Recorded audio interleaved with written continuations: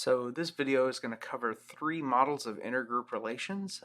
There's a table that summarizes these that I will be posting sometime in the next few days. So just kind of keep an eye out for that. So there are 3 broad models of intergroup relations. The 3 are assimilation, pluralism, and separatism. I'm going to talk a little bit about each of them, and of course, if people have questions, if anything is unclear, obviously you can ask questions in class. You can ask questions in the discussion boards. Happy to answer them. All right, so let's start with assimilation. Assimilation is a type of blending, if you will. The 2 different kinds, or maybe 3 different kinds of assimilation are cultural assimilation, structural assimilation, and amalgamation. So let me talk about each of those, and then I'll sort of make the case for and against assimilation. All right, so cultural assimilation is a situation in which 2 or more groups gradually come to share a common culture. By that we mean, similar attitudes, values, language, lifestyles, norms, aspirations, right? So a kind of cultural blending.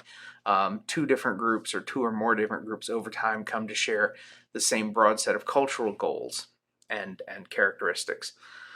Structural assimilation is a type of assimilation in which 2 or more groups gradually come to share and have roughly equal positions within a common social structure. So this is a little bit different. This would be institutions and organizations and social networks.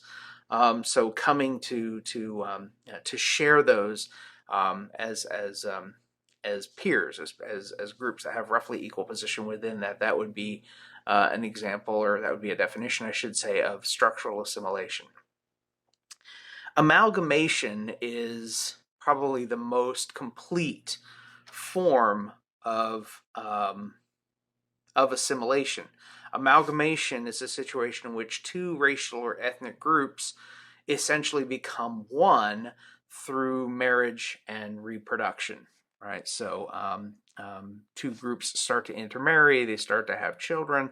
Over time, the racial or the ethnic distinctions between the groups are essentially rendered non-existent, right? Because the 2 groups have been completely blended. So the arguments for assimilation, there are 2 principal arguments in favor of assimilation. And again, whether these are solid arguments, whether they're problematic, that's a nice topic for in-class discussion and debate. But generally speaking, advocates for assimilation argue 2 things. One, that it facilitates solidarity, unity, and cooperation. If you're thinking about this in sort of Durkheimian terms, sort of what Emil Durkheim would have said, this is a kind of mechanical solidarity, the kind of solidarity that existed prior to industrialization. So when people have a sort of sense of connectedness to everybody else and a solidarity with everybody else based on similarity or likeness. And this particular view is rooted in, not surprisingly, the order or the functionalist perspective within sociology. The second argument advocates for assimilation make is that it decreases ethnocentrism, which makes equality more likely. And again, amalgamation is sort of the most extreme version of this. It's impossible to be ethnocentric if there aren't ethnic distinctions between groups. So those are the 2 arguments in favor. Critics of assimilation make 3 arguments sort of against assimilation. The first is that it is essentially forced conformity. So the argument here is that the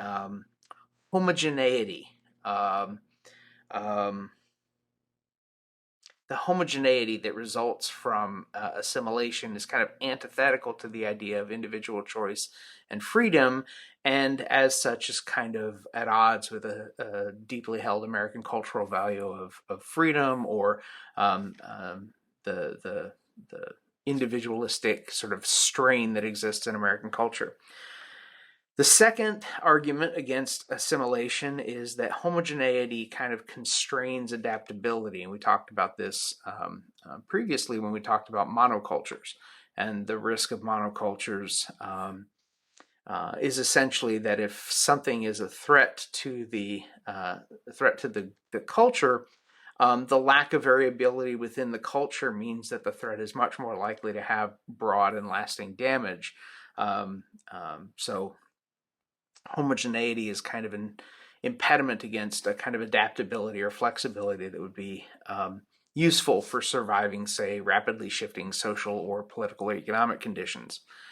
And then the third argument against assimilation is that racial markers, so the things that we use to organize people into racial categories, make certain kinds of assimilation problematic, right? So, for example, the barrier to Anglo-conformity in the United States for people of Latin American descent and for people of African descent and Asian descent is that their racial markers make it hard for them to sort of not continue to stand out. They're even if they adopt the cultural patterns of the dominant group, even if they come to share positions within a common social structure, they're still physically going to appear different, and thus they can still be the victims of certain kinds of discrimination and prejudice. Okay, so that's assimilation. Pluralism is the second type of intergroup relation. There are two types of pluralism. There's cultural pluralism and there's structural pluralism, just like there's structural assimilation and cultural assimilation. The same can be said of pluralism. Cultural pluralism is a situation in which different racial or ethnic groups kind of retain the cultural features that are specific to their ethnicity, to their group. But then they hold some others that are common to all groups in a society. So, for example, Muslims in the United States may adopt a lot of the cultural practices of sort of conventional American identity, but still practice their own religion. They might still, which distinguishes them from the Christian majority. They may have schools that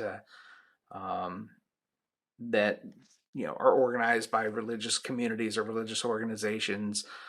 So you can have these elements within the broader society of a cultural nature that allow groups to maintain their racial and or their ethnic distinctiveness, even as they kind of adopt some of the other patterns of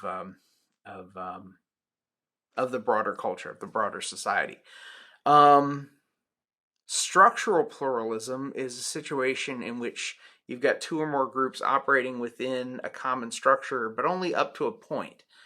So again, you've got a common government, you've got a common economic system, but schools and community organizations and, say, the local newspaper might be in the religious traditions or the language of the ethnic group. So that would be an example of structural pluralism. You see this in ethnic enclaves within large American cities. You've got organizations and schools and local press and things of that nature that are structures that are kind of operating in parallel with the structures that exist in the broader society. Multiculturalism, probably a good place to introduce the concept of multiculturalism, which is I would say, a fairly deeply entrenched approach in the United States at this point in the early 21st century. It's an approach that very explicitly recognizes the value of cultural difference and attempts to sort of create an environment that is inclusive of racial and ethnic and cultural diversity. So multiculturalism, to the extent that it's a a focus of education systems in the United States is promoting a very explicitly promoting a very is explicitly promoting a pluralist perspective, a cultural pluralism, and sometimes perhaps even structural pluralism. So when you think of multiculturalism, that's kind of what an effort to put pluralism into practice might look like. Advocates for pluralism make three arguments in favor. One, heterogeneity provides a really good basis for innovation and adaptation. So diverse cultures tend to be very flexible and adaptive in the face of rapid social and economic change. That's the first argument in favor of a pluralist approach.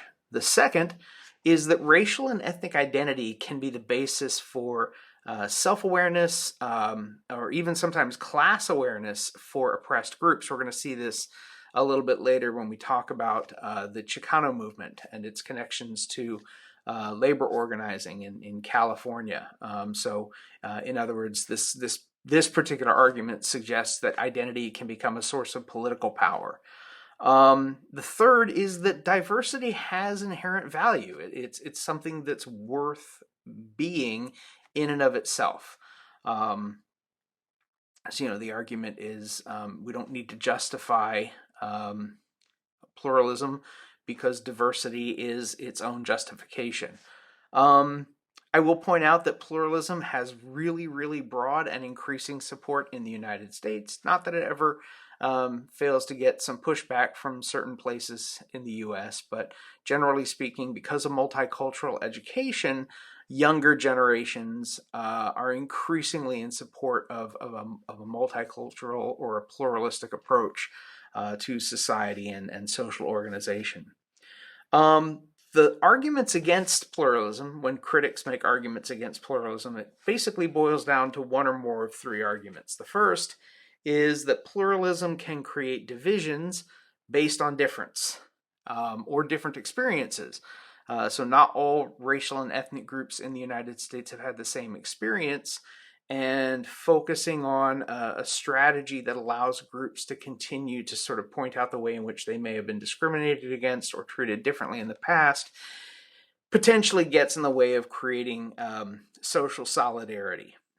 So difference can sometimes create friction or make it harder to bring people together for particular causes. The second argument against pluralism is that political and economic power isn't equally distributed, and so some pluralist groups can subordinate or oppress other pluralist groups. This would be an argument that if group boundaries didn't exist, it would be harder to create patterns of discrimination against those groups, because it wouldn't be clearly and obviously apparent, who's in the in group and who's in the out group. The third argument against pluralism is that racial and ethnic identity can kind of operate as a kind of false consciousness. This is actually something that even a number of sociologists have kind of argued. People like William Julius Wilson or Todd Gitlin, some of these others have basically said that racial or ethnic identities and racial and ethnic solidarity can often obscure really problematic class dynamics. So that working class people, irrespective of race or ethnicity, have more in common with other working class people than they do with upper class people of their same racial or ethnic group. So a working class white person has more in common with a working class black person than they do with Bill Gates or with Jeff Bezos or somebody who's very, very rich. And so some of the solutions that come out of people who are making this argument is that when we build affirmative action programs, for example, to address inequality, we shouldn't be building them around race. We should be building them around social class. So, the existence of a particular racial identity or a particular ethnic identity gives people a false sense of connectedness and similarity when there might not be as much connectedness or similarity as there might be, say, for example, across racial and ethnic groups within a particular social class. So that last argument against pluralism, I think, has some validity to it. I'm not quite sure I'm persuaded by the others, but those are the three arguments that people tend to make against pluralism. So the last model of intergroup relations is something we call separatism. Now, separatism is an argument for establishing or attempting to establish entirely separate societies that are made up of racial or ethnic groups that formerly existed within one society. So, in essence, two groups that share a territory decide to split and no longer share that territory. There are a number of different examples of this. You've got, I think the Quebecois in Canada, the French Quebecois, who live in the province of Quebec but see themselves as culturally and ethnically distinct. Many of them are arguing for separation from the nation of Canada, or the split, the partitioning of, say, for example, India and Pakistan, or Northern Ireland from the rest of the Republic of Ireland. So those are some examples. There really is only one argument in favor of separatism, and that is this. The case for separatism is strongest when there aren't any avenues for advancement among the oppressed group, when the group is so completely marginalized or oppressed within a society that the only way they're going to get sort of a fair shake at having a quality of life that's sort of aspirational and worth their effort would be if they were somehow separated from the group that has historically oppressed them. And so you can kind of see two really good examples of this separatism advocacy in the history of the U.S. with regard to blacks. In the 1920s, Marcus Garvey had a movement that was called the Back to Africa movement, which was committed to a kind of repatriation of American blacks to Africa. The Nation of Islam in the 1960s and 1970s had a similar argument, not separating geographically, but separating by creating enclaves within the United States, like, say, for example, in large cities like New York, where you would have complete sort of communities or cities within the larger city that would be almost exclusively organized around that particular ethnic identity. So the argument for that kind of an effort is that when things are bad and there does not seem to be a way for the oppressed group to kind of get a fair avenue or a fair shake at advancement because of ongoing systemic oppression, separatism may be the